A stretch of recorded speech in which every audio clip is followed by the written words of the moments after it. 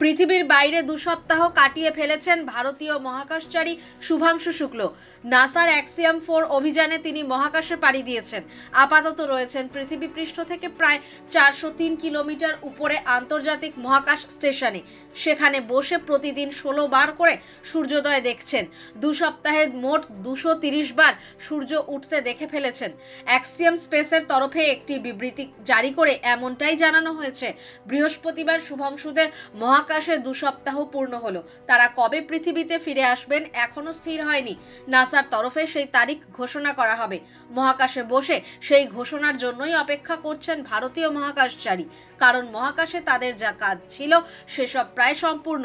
শুভাংশুর সঙ্গে এই অভিযানে আইএসএসে গিয়েছেন আরও 3 নভোশ্চর।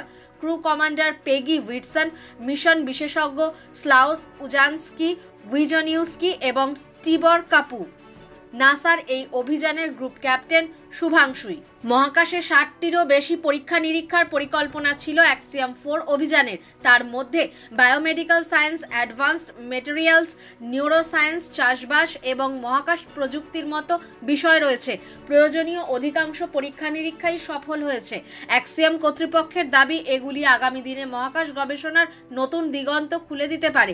বিবৃতিতে বলা হয়েছে, প্রতিটি টেস্ট টিউব, ডেটা পয়েন্ট এবং পর্যবেক্ষণ পৃথিবীর নিচু কক্ষপথে বসবাসের ক্ষেত্রে আমাদের এক ধাপ করে এগিয়ে দিচ্ছে।